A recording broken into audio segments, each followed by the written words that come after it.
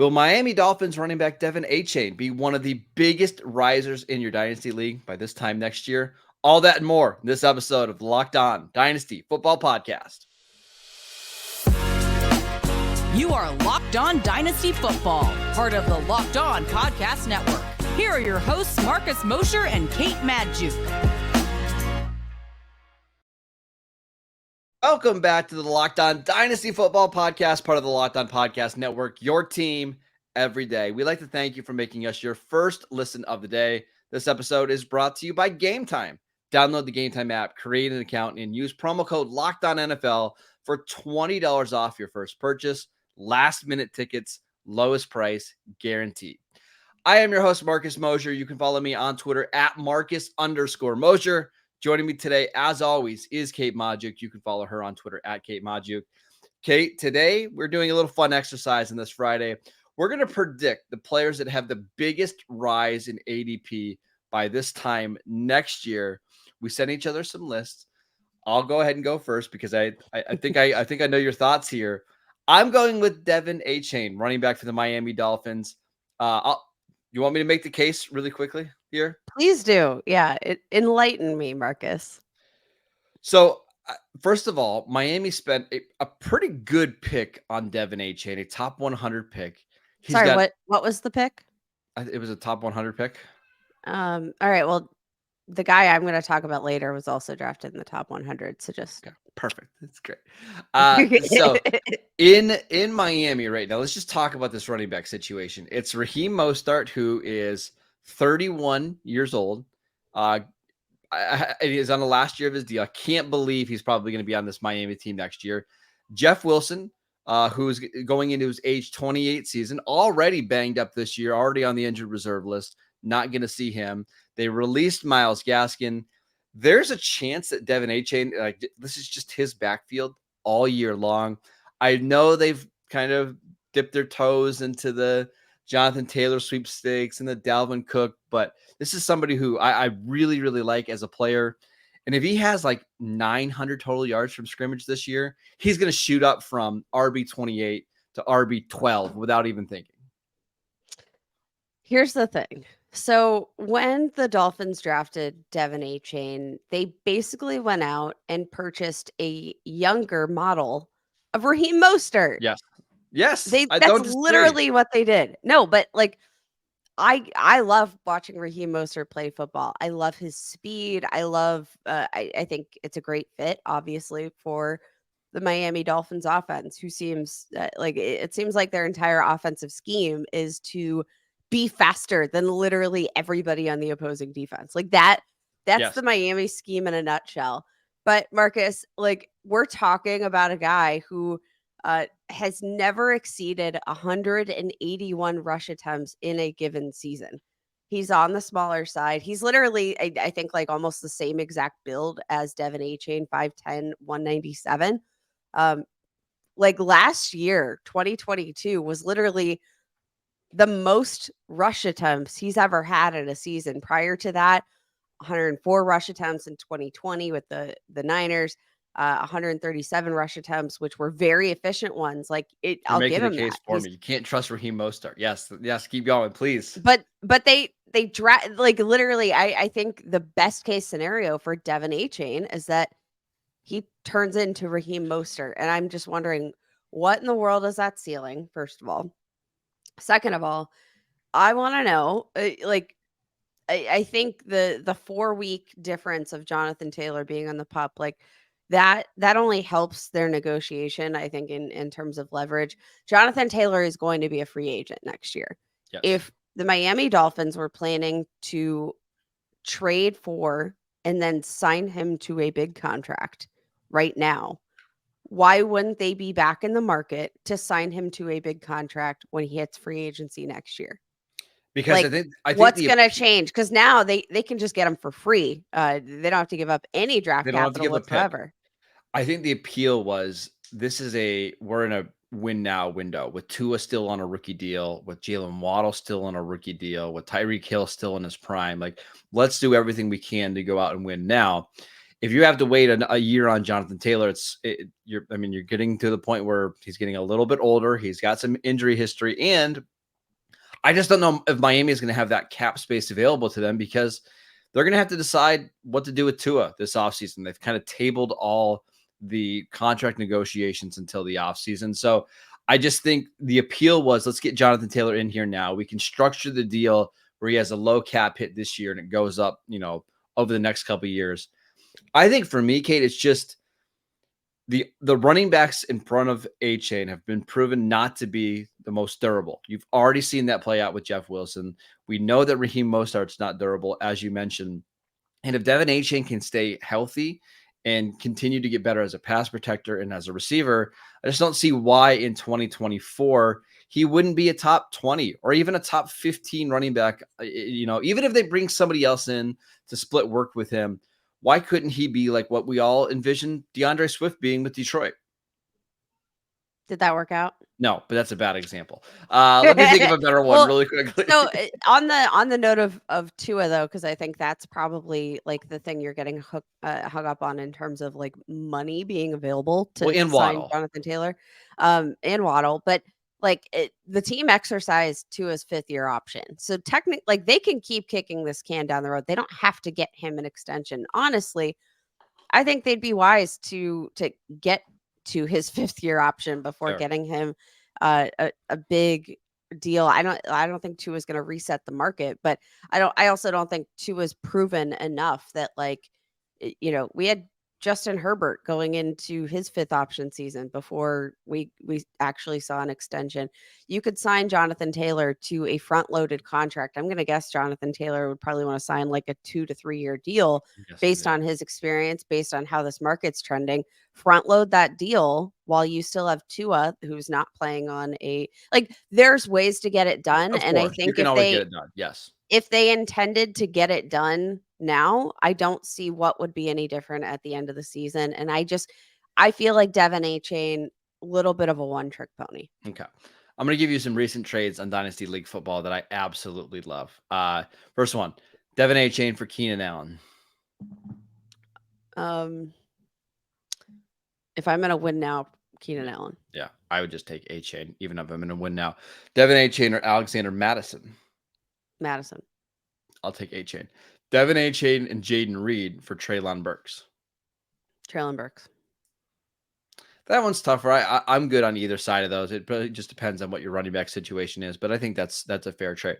I just won't be surprised if next year, especially with some of the older running backs that we have right now in Dynasty, with Austin Eckler, who's 28. We've got Derrick Henry, who's going to be going into his age 30 season. Like, there's just going to be a lot of these running backs that wash out and kind of age out. So I would rather gamble on somebody like Devin Achane. I'll give you another name, Kate, before we move on. I would much rather have on my Dynasty team Devin Achane than James Cook. I think James Cook is kind of wildly overrated in Dynasty right now. I think Achane just has a much higher ceiling. If you want to disagree, just go ahead and say you don't agree. I just don't. I'm apparently out on Devin Achane. I think when I watch Dalvin Cook play or James Cook play, I feel like his skill set, I guess, is a little bit more diverse than that of Devin Achane. I feel like Devin Achane's like a biggest skill is just being fast. Okay. Yeah. And that's a good skill to have though at the running back position. It's a great skill to have.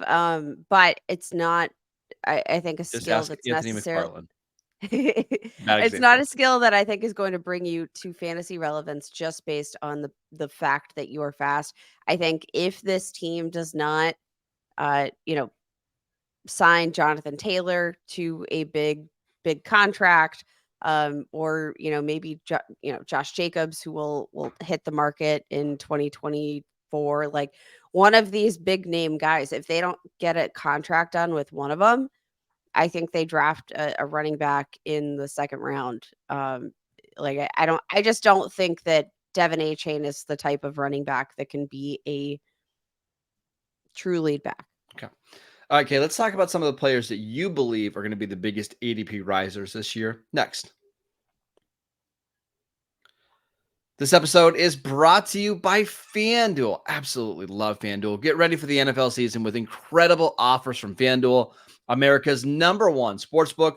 Right now, new customers can bet $5 and get $200 in bonus bets guaranteed.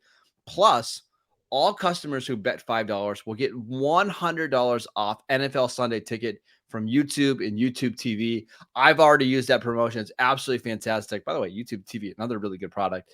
Now is the best time to join FanDuel. The app is easy to use, and you can be on everything from spreads to player props to futures bets that I love. Go bet on FanDuel right now. Now that the NFL season here is here. It's so much fun. Visit FanDuel.com/lockedon and kick off the NFL season with an offer you won't want to miss. FanDuel, the official partner of the NFL.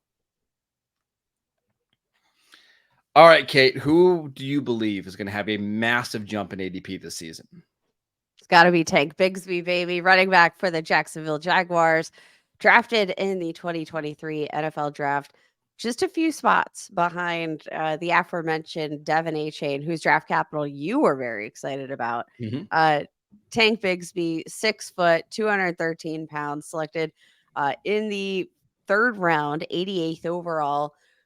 Coming out of Auburn, he's absolutely a force. Like he's a dominant, I think bell cow running back that can get in between the tackles and play probably better in between the tackles than we're going to see from Travis Etienne, just based on running style, and the way that he can generate yards after contact, miss forced tackles. I really like Tank Bigsby a lot. And I think what is very interesting to me is the situation that we're going to see play out with Travis Etienne. Now, we already saw in limited snaps, right, with Etienne and Tank Bigsby throughout the preseason.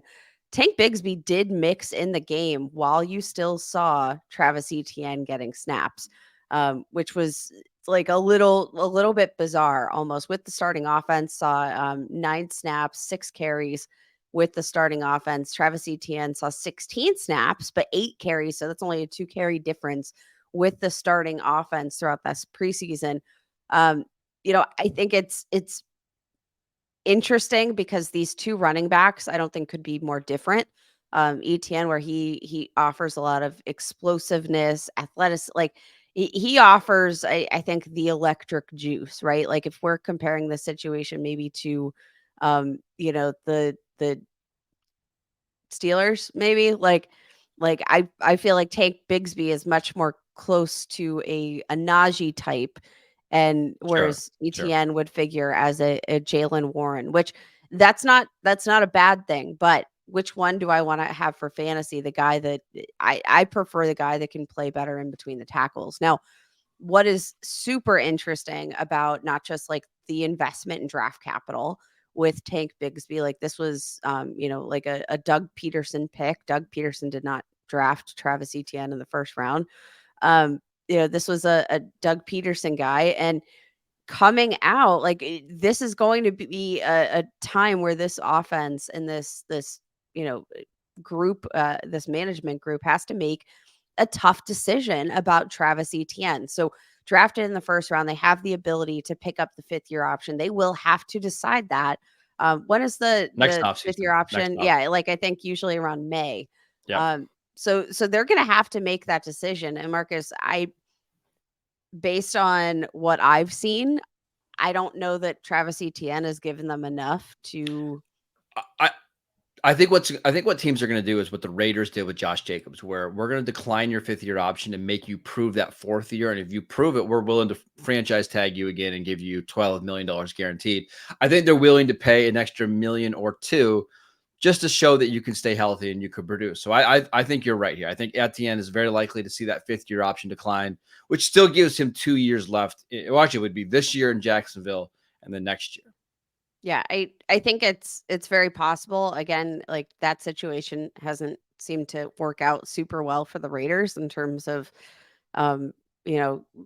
being a sign of good faith. But I think all of these moves just kind of generally point to this idea that this might not be Etienne's backfield long term, and I do think that there's going to be a potential opportunity toward Bigsby's the end of his rookie deal to take over this backfield entirely.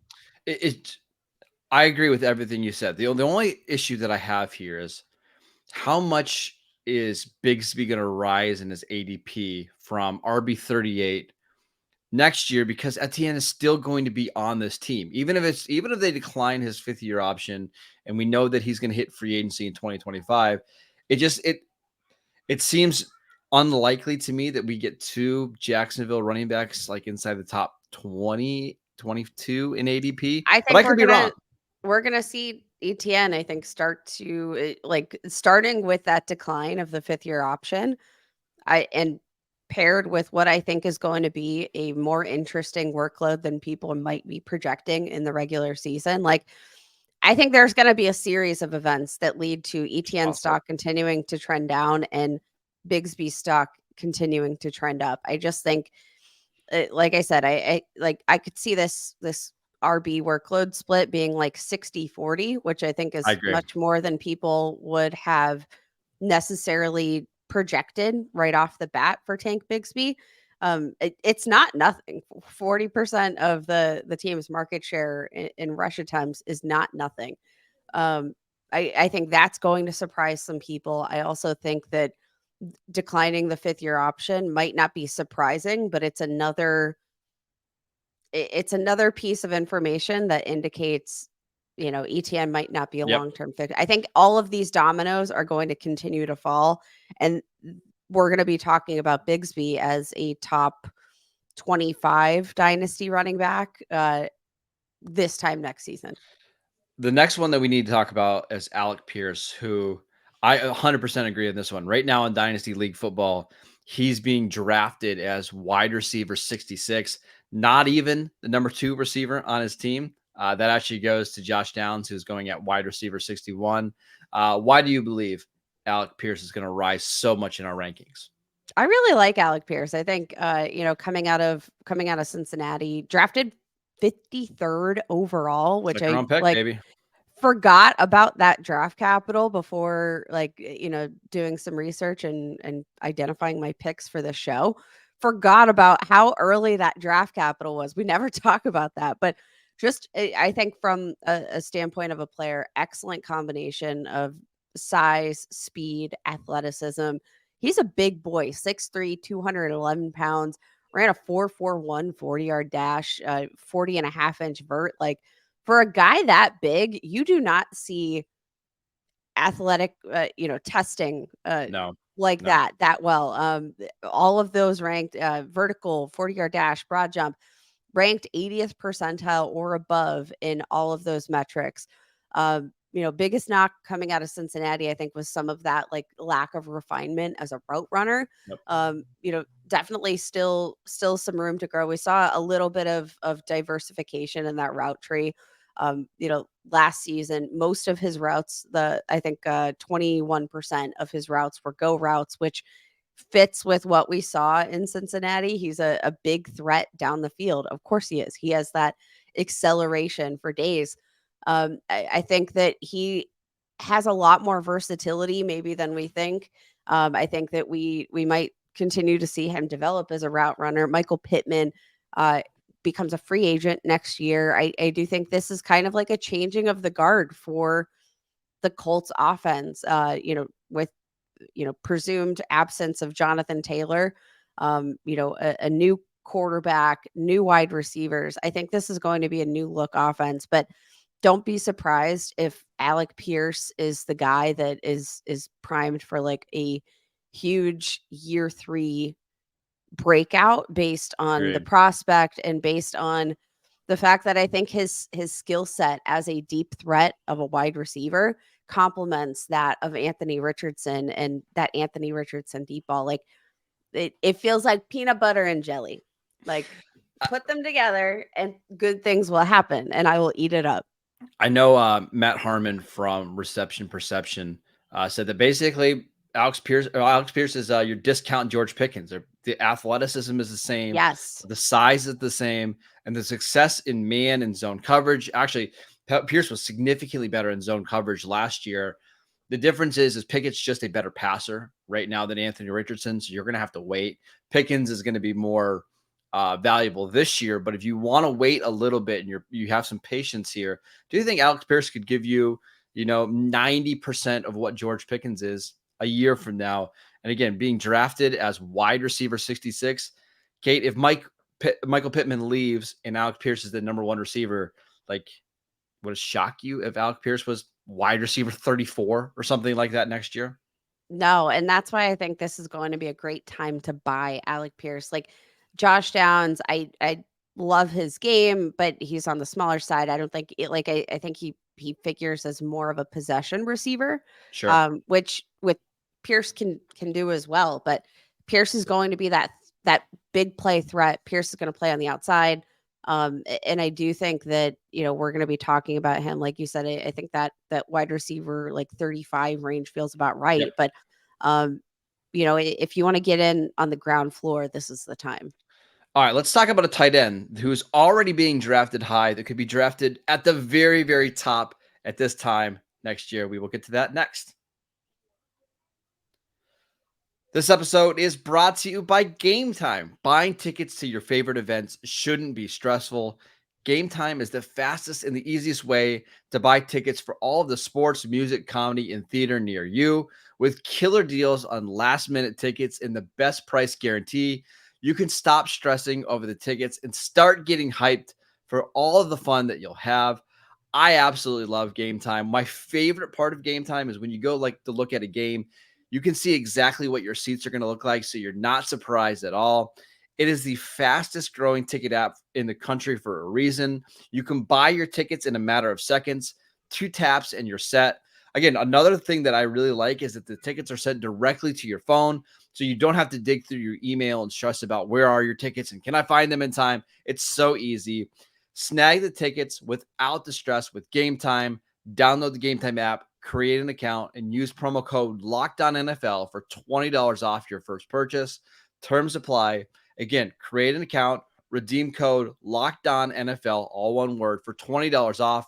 Download Gametime today. Last minute tickets, lowest price guaranteed.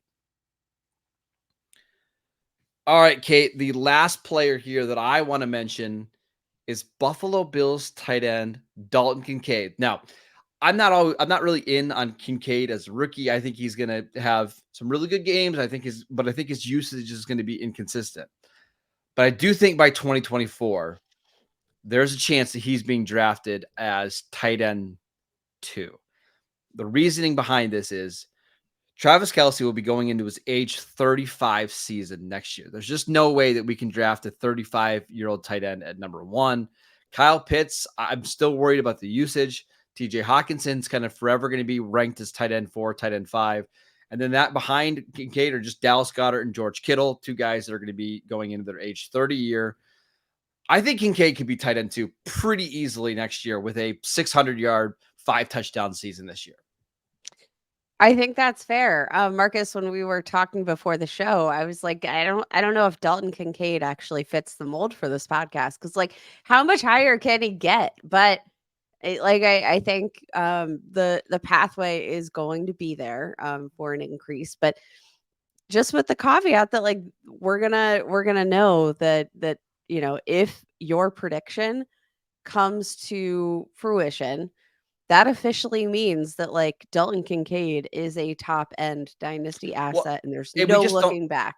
And we just don't see a lot of movement at the tight end position. So if somebody's going up 5 spots, in the tight end spot, especially in the top 12 or so, that's a pretty significant move. We don't even see that movement.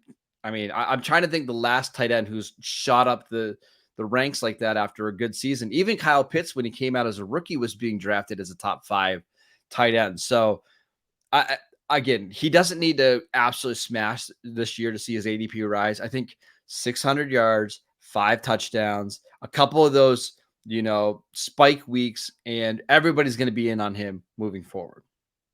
Yeah, I think that's fair. Kind of we vanilla. agree on one. Kind of vanilla, but yeah, Well, to be fair, you agreed with mine. I just That's fine. Well, fiercely disagreed with I yours. started out with a spicy take with Devon Achane, and we've settled down a little bit since then. A But little bit. No, I'm gonna go and I'm not gonna go trade for Devin Achane, but I am gonna go trade for my guys. there you go. Tank Bigsby, Alex Pierce. I also really like Dalton Kincaid. He's going to be harder to trade for just because he's already being drafted as tight end 7, but he is somebody that, first of all, he's fun. And second of all, I just want him on my dynasty team because I think he's going to be somebody whose value continues to rise in one of the best offenses in the league. That is it for today's show. We want to thank you for making Locked On Dynasty your first listen every day. Again, everydayers.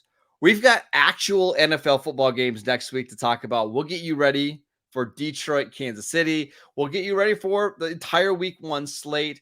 It's going to be a lot of fun. So make sure that you are downloading the Locked On Dynasty podcast. Check our show out on YouTube.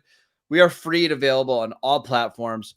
Go check out Kate on Twitter at Kate Maju. Go check out our work at Pro Football Focus. Just cranking out content right now, getting you ready for your fantasy football drafts, getting you ready for the season.